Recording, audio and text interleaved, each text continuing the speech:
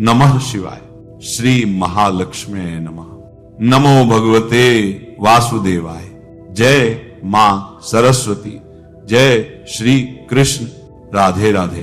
भीष्म अष्टमी महाभारत के महान योद्धा भीष्म पितामह की पुण्य तिथि है, जो माघ माह के शुक्ल पक्ष की अष्टमी को मनाई जाती है।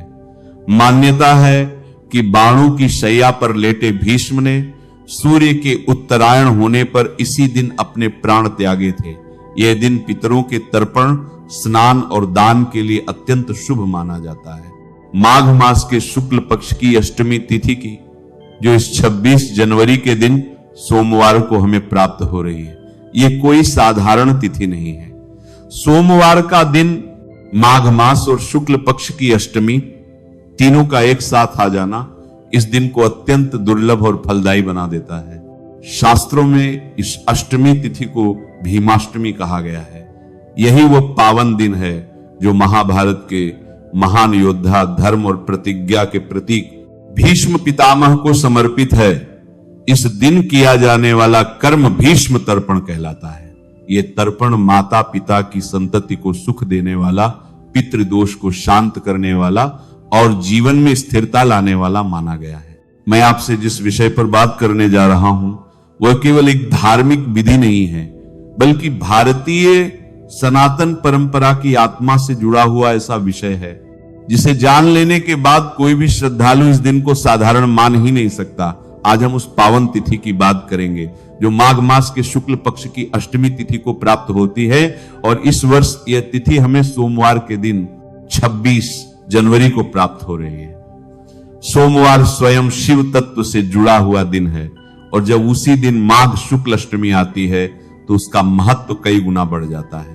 शास्त्रों में इस अष्टमी तिथि को भीमाष्टमी कहा गया है। ये तिथि महाभारत के महान योद्धा, धर्म और प्रतिज्ञा के प्रतीक भीष्म पितामह को समर्पित है। भीष्म पितामह केवल एक योद्धा नहीं थे, वे त्याग, ब्रह्मचर्य, सत्य और प्रतिज्ञा के जीवंत उदाहरण थे। कहा जाता है कि संसार में यदि किसी ने प्रतीक्षा की पराकाष्ठा दिखाई तो वह शबरी थी, और यदि किसी ने प्रतिज्ञा की चरम सीमा को छुआ तो वह भीष्म पितामह थे। भीष्म पितामह का जीवन हमें यह सिखाता है कि त्याग और धर्म के मार्ग पर चलना कितना कठिन होता है, फिर भी वही मार्ग आत्मा को ऊंचाई तक ले जाता है। उन्होंने आजीवन ब्रह्मचर्य का व्रत लिया, राज्य, सुख, संतति सब कुछ त्याग दिया, लेकिन अपने पिता के वचन की रक्षा की। यही कारण है कि आज भी भारतवर्ष में उन्हें पितृ स्वरूप माना जाता है। जिनके अपने संतान नहीं थी, वही आज करोड़ों लोगों के पितामह हैं। माघ शुक्ल अष्टमी की इस तिथि को भीष्म पितामह के निमित्त तर्पण किया जाता है, जिसे भीष्म तर्पण कहा जाता है। यह तर्पण केवल एक कर्मकांड नहीं है, बल्कि कृतज्ञता, श्रद्धा और पितृ चरण से मुक्ति का माध्यम है। शास्त्रों में स्पष्ट रूप से कहा गया है कि यह तिथि माता पिता और पितरों की कृपा दिलाने वाली है। विशेष रूप से जिन लोगों को संतान से जुड़ा हुआ कष्ट है, पारिवारिक अशांति है या पितृदोष जैसे संकेत दिखाई देते हैं, उनके लिए यह तिथि अत्यंत कल्याणकारी मानी गई है।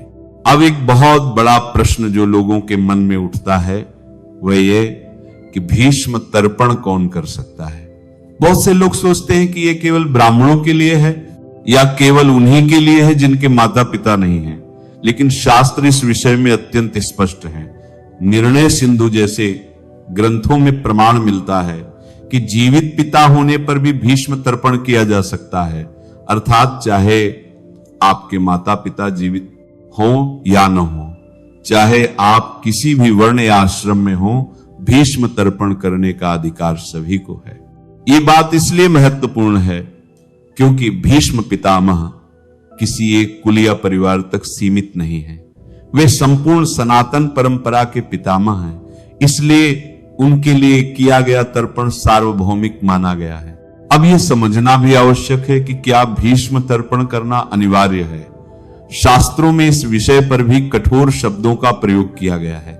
कहा गया है कि यदि कोई द्विज, यज्ञोपवीत धारी, सत्कर्म करने वाला व्यक्ति भीष्म तर्पण नहीं करता तो वर्ष भर में किए गए उसके अनेक पुण्य कर्मों का फल क्षीण हो जाता है। यह बात भय दिखाने के लिए नहीं कही गई है, बल्कि मनुष्य को जागरूक करने के लिए कही गई है, ताकि वह इस महत्वपूर्ण तिथि को अन्न देखा न करे। इसके विपरीत यदि कोई व्यक्ति श्रद्धा भाव से भीष्म तर्पण करता है, तो शास्त्र कहते हैं कि वर्ष भर में जाने अनजाने में हुए छोटे बड़े पाप उसी क्षण नष्ट हो जाते हैं। यही कारण है कि इस तिथि को अमोघ कहा गया है। यदि किसी कारणवश कोई व्यक्ति पूर्ण विधि से भीष्म तर्पण न कर पाए, तो शास्त्र यह भी कहते हैं कि इस दिन अन्नदान अवश्य करना चाहिए। अन्नदान को महादान कहा गया है और भीष्म पितामह के निमित्त किया गया अन्नदान भी अत्यंत फलदायी होता है। अब बात करते हैं भीष्म तर्पण की विधि की। यह विधि अत्यंत सरल है, लेकिन इसमें भाव और शुद्धता का विशेष ध्यान रखा जाता है। यदि आपने यज्ञोपवीत धारण किया हुआ है, तो तर्पण के समय उसका उपयोग किया जाता है। कुछ आचार्यों का मत है कि यदि पिता जीवित हों तो यज्ञोपवीत को दाहिने कंधे पर ही रखा जाए। यदि पिता का देहांत हो चुका हो तो अपसव्य अर्थात बाएं कंधे पर यज्ञोपवीत रखकर तर्पण किया जा सकता है। यदि किसी कारण से आपने यज्ञोपवीत धारण नहीं किया है, तो कुशा से बना हुआ यज्ञोपवीत भी स्वीकार्य माना गया है। इसका अर्थ यह है कि शास्त्र भाव को प्रधान मानते हैं, साधन को नहीं। तर्पण के समय पितृ तीर्थ बनाकर अर्थात अंगूठे के मूल भाग से जल छोड़ा जाता है।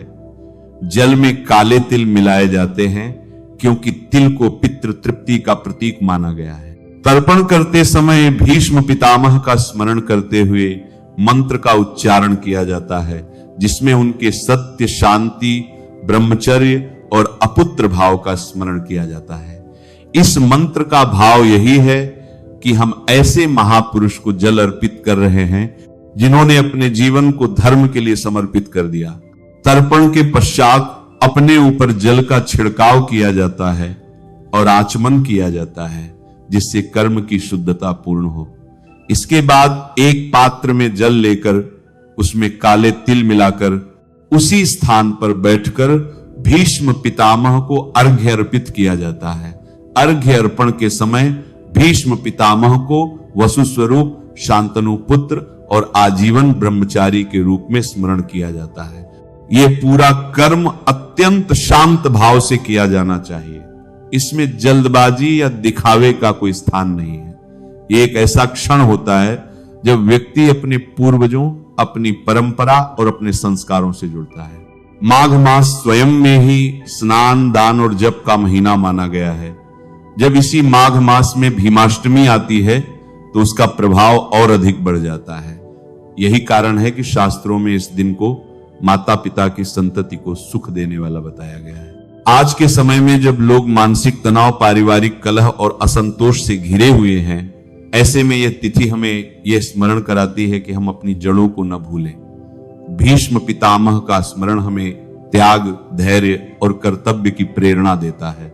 माघ शुक्ल अष्टमी की यह तिथि केवल एक धार्मिक अनुष्ठान का दिन नहीं है, बल्कि आत्मचिंतन और कृतज्ञता का पर्व है।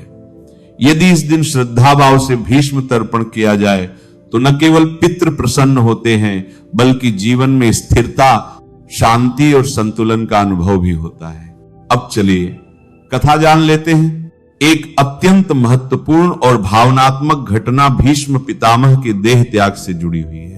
महाभारत के इस महान योद्धा ने न केवल अपने जीवन में धर्म का पालन किया, बल्कि मृत्यु को भी अपने विवेक और इच्छा शक्ति से वर्ण किया।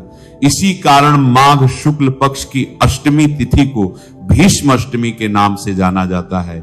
धार्मिक मान्यताओं के अनुसार जब महाभारत का भीषण युद्ध अपने चरम पर था, तब भीष्म पितामह शरशैया पर लेट गए थे।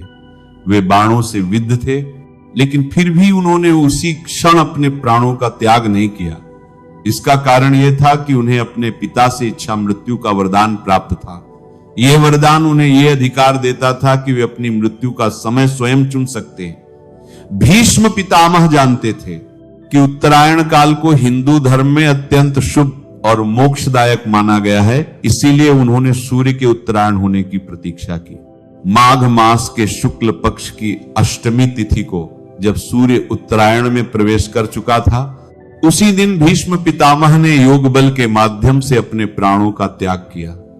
यही कारण है कि इस पावन तिथि को हर वर्ष भीष्म अष्टमी के रूप में श्रद्धा और भक्ति के साथ मनाया जाता है। यह दिन त्याग, संयम, ब्रह्मचर्य और धर्मनिष्ठा का प्रतीक माना जाता है। ऐसी मान्यता है कि जो व्यक्ति श्रद्धा पूर्वक माघ शुक्ल पक्ष की अष्टमी तिथि को भीष्म अष्टमी का व्रत और पूजन करता है, उसकी सच्ची मनोकामनाएं पूर्ण होती हैं। विशेष रूप से यह व्रत पितृदोष से मुक्ति दिलाने वाला माना गया है।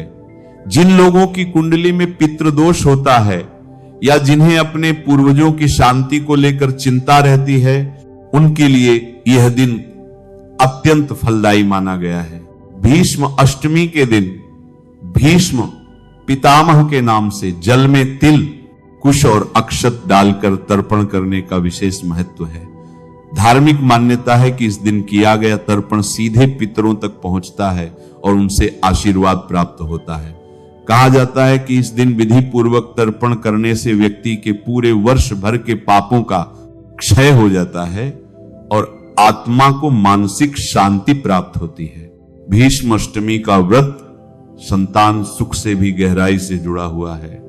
ऐसा माना जाता है कि जो दंपति योग्य संतान की कामना रखते हैं, यदि वे श्रद्धा और नियम के साथ इस दिन व्रत करते हैं तो उन्हें उत्तम संतान की प्राप्ति होती है। विशेष रूप से नवविवाहित जोड़े और वे दंपति जिन्हें संतान प्राप्ति में कठिनाइयों का सामना करना पड़ रहा है, इस दिन कठोर व्रत और साधना करते हैं। यह व्रत न केवल शारीरिक बल्कि मानसिक और आध्यात्मिक शुद्धि भी प्रदान करता है। धार्मिक दृष्टि से माघ शुक्ल पक्ष की अष्टमी तिथि को किया गया दान और तर्पण अत्यंत पुण्यकारी माना गया है। जो व्यक्ति इस दिन भीष्म पितामह के निमित्त जलदान, तिलदान और अन्नदान करता है, उसके जीवन से अनेक प्रकार के दोष समाप्त हो जाते हैं।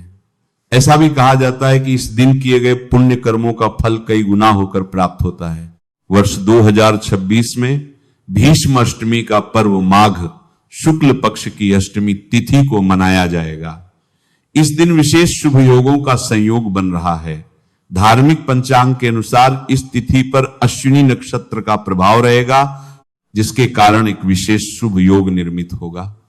इसके साथ साथ अन्य मंगलकारी योग भी उपस्थित रहेंगे, जो इस दिन के महत्व को और अधिक बढ़ा देते हैं। भीष्म अष्टमी के दिन प्रातःकाल जल्दी उठकर स्नान करना अत्यंत आवश्यक माना गया है। यदि संभव हो तो किसी पवित्र नदी में स्नान करना श्रेष्ठ होता है।